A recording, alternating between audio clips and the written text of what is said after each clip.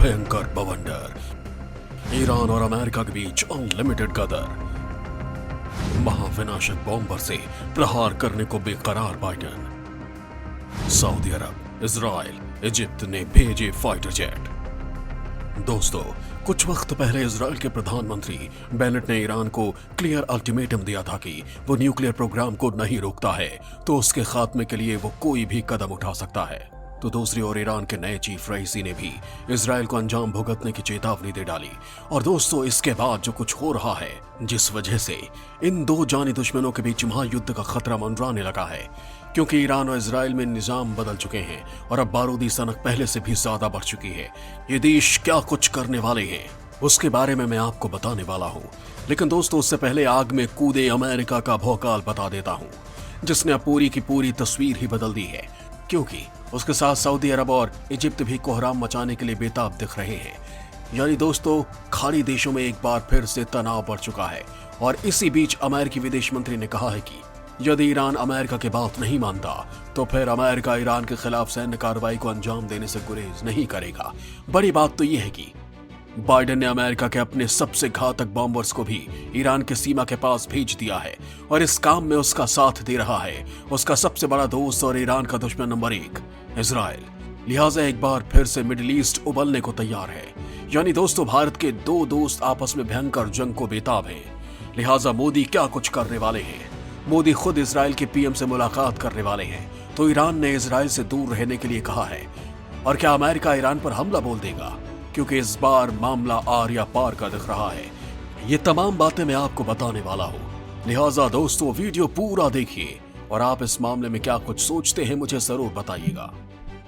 क्या ईरान पर भयंकर हमला करेगा अमेरिका? सऊदी अरब और इजिप्ट ने क्यों भेजे फाइटर जेट? क्या महाविनाश मिसाइलों से हमला करेगा इजराइल? दोस्तों, इस वक्त मामला बहुत ही भयंकर हो चुका है। अमेरिकी वायुसेना ने अपने सबसे घातक बमवर्षक विमान B-1B को ईरान के पास भेज दिया है। इस अमेरिकी बमवर्षक विमान के साथ कई इजरायली फाइटर जेट हैं। अमेरिका ने B-1B लॉन्चर को फारस की खाड़ी के सकरे मुहाने हॉर्मुज स्ट्रेट के ऊपर तैनात किया है, जहां से सबसे ज्यादा तेल कारोबार होता है। इसके साथ ही अमेरिकी और इजरायली फाइटर जेट्स और बॉम्बर्स ने लाल सागर की सकरी बाब अलमंडेब स्ट्रेट और मिस्र की स्वेज नहर के ऊपर उड़ान भरी। इसे एक तरह से ईरान के लिए बड़ी धमकी माना जा रहा है, क्योंकि अमेरिकी विदेश मंत्री एंटनी ब्लिंकन ने साफ तौर पर ईरान को 1 महीने का अल्टीमेटम दिया है और कहा है कि अगर 1 महीने में ईरान बातचीत के टेबल पर नहीं आता है और अपने परमाणु हथियार विकसित करने के प्रोग्राम को नहीं रोकता है तो फिर अमेरिका ईरान पर सैन्य कार्रवाई करने से पीछे नहीं हटेगा। दोस्तों, अमेरिका की बाइडेन सरकार से उम्मीद की जा रही थी कि वो ईरान के साथ नरमी दिखाएगी, लेकिन बाइडेन के तेवर 7वें आसमान पर हैं। वहीं अब वो इस इलाके में तगड़ा तांडव दिखाने के मूड में है। अमेरिकी बमवर्षक विमानों के साथ अब इजरायली फाइटर जेट्स भी आ चुके हैं। तो ईरान के खिलाफ सऊदी अरब, मिस्र और बहरीन ने भी अपने लड़ाकू विमानों को भेजा है। इससे पहले डोनाल्ड ट्रंप ने भी परमाणु बमों से लैस B-52 बॉम्बर जेट्स को ईरान पर आग बरसाने के लिए भेजा था। साल 2018 में ट्रंप ने ईरान के 2015 के ओबामा शासनकाल में परमाणु समझौते को खारिज कर दिया था और ईरान के ऊपर कई तगड़े प्रतिबंध लगा दिए थे, जो अब तक जारी हैं। हालांकि इसी दौरान ईरान ने बार बार कहा कि उसका न्यूक्लियर प्रोग्राम ऊर्जा जरूरतों को लेकर है, न कि परमाणु बम बनाने को लेकर। लेकिन इस मामले में इजराइल का स्टैंड बहुत ही क्लियर है। उसकी जासूसी एजेंसी मोसाद और अमेरिकी खुफिया एजेंसी CIA कई बार कह चुकी है कि तेहरान साल 2003 से ही न्यूक्लियर वेपन प्रोग्राम चला रहा है और वो इनको लगातार बढ़ा रहा है। ईरान ने यह हथियार पाकिस्तान के न्यूक्लियर साइंटिस्ट कादिर की मदद से बनाए हैं। कई रिपोर्ट्स में कहा गया है कि ईरान अगले 1 या 2 साल में परमाणु बम बनाने में कामयाब हो जाएगा, जिसको लेकर इजराइल काफी आक्रामक है। वहीं अमेरिका के राष्ट्रपति जो बाइडेन ने कहा है कि ईरान के साथ परमाणु समझौते में फिर से प्रवेश करने के इच्छुक हैं। वहीं दूसरी तरफ ईरान है, जो कि इजराइल तो क्या, सुपर पावर अमेरिका की भी सुनने को तैयार नहीं है। एक रिपोर्ट के मुताबिक ईरान के पास पहले से 16 गुना ज्यादा यूरेनियम है और वो अभी भी यूरेनियम संवर्धन कर रहा है ताकि वो परमाणु बम बनाने लायक शुद्ध यूरेनियम बना सके। हालांकि ईरान का परमाणु संयंत्र बिजली बनाने के नाम पर ऑपरेट किया जाता है, लेकिन इजराइल दावा करता है कि ईरान पावर प्रोडक्शन की आड़ में परमाणु बम बनाने के फिराक में है। यही वजह है कि ईरान ने अपने खुफिया नातांज परमाणु केंद्र में UN के जांचकर्ताओं को जाने की मंजूरी नहीं दी थी। इस बीच करीब 2 हफ्ते पहले रहस्यमय तरीके से धमाके के बाद खराब हो गए बुशहर एटॉमिक रिएक्टर को ईरान ने दिन रात एक करके फिर दोबारा से चालू कर लिया है। ईरान के इस परमाणु संयंत्र में हुए धमाके के पीछे इजराइल का हाथ होने का दावा किया गया था। महाविनाशक मिसाइल से जानी दुश्मनों का महायुद्ध। दोस्तों, दुनिया के नक्शे पर इकलौता यहूदी देश इजराइल मिडिल ईस्ट के मुस्लिम देशों की खाट अकेले खड़ी करता रहता है। इजराइल ने फलस्तीन के आतंकियों और हमास के मिलिटेंट्स को जिस तरह से ठिकाने लगा दिया था, ईरान को टाइट करने के लिए वो उसी पैटर्न पर कदम बढ़ा चुका है। दोनों देशों के बदले निजामों के बाद ये आशंका जताई जा रही है कि ये बदलाव इन दोनों देशों में अदावत की आग को और भड़का देगा, और हुआ भी वैसा ही।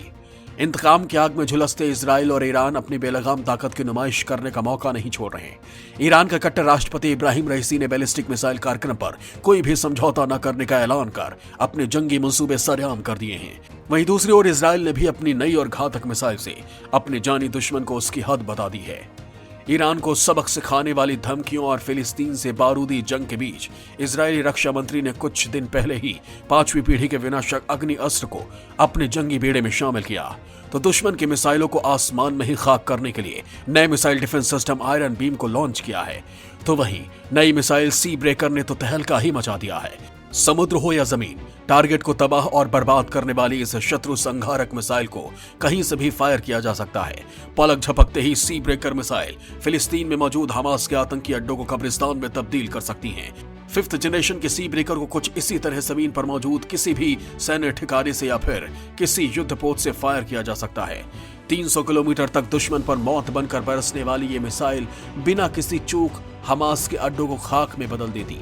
इजराइल के दुश्मनों की हवाइयां इसलिए भी उड़ी हुई हैं क्योंकि इस मिसाइल से दुश्मन का बचना लगभग नामुमकिन हो जाता है।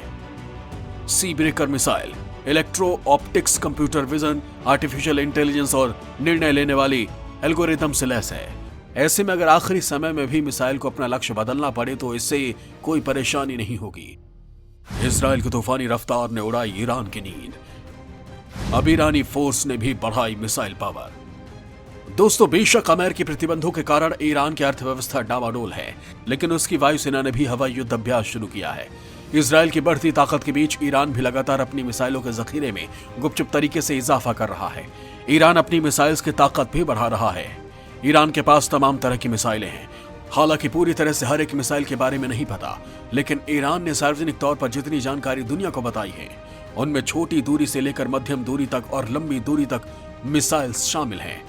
ईरान ने इजराइल समेत अपने दुश्मनों की उड़ानों को देखकर अब भयंकर युद्ध अभ्यास स्टार्ट कर दिया है। इस डिफेंस ड्रिल में स्वदेशी और अपग्रेडेड सिस्टम और हथियारों की क्षमता जांच की जा रही है। साथ ही ईरानी वायुसेना ने सेमी हैवी स्मार्ट बम, सभी तरह के लेजर सिस्टम, थर्मल और रडार गाइडेड मिसाइल, रॉकेट और बमों को टेस्ट किया है। एक तरफ जिगरी दोस्त इजराइल, एक तरफ दोस्त ईरान। दो दुश्मनों की आपसी लड़ाई में फंस गया भारत। दोस्तों, ईरान और इजराइल आमने सामने हैं, लेकिन अब ये भारत को भी बीच में घसीट लाए हैं। भारत में इजराइल के नए राजदूत गिलोन ने कहा है कि वैश्विक अशांति के लिए ईरान सबसे बड़ी वजह है। इजरायली राजनयिक के इस बयान के बाद ईरान के राजनयिक काफी भड़क गए और उन्होंने इजरायली राजनयिक पर जमकर वार किया। ये दोनों देश आपस में सबसे बड़े दुश्मन हैं, लेकिन ये दोनों ही भारत को अपना सबसे अच्छा दोस्त मानते हैं और दोस्त के घर ये दोनों दुश्मन लड़ने लगे। ईरान की तरफ से पलटवार करते हुए कहा कि भारत को इजराइल के झांसे में नहीं आना चाहिए।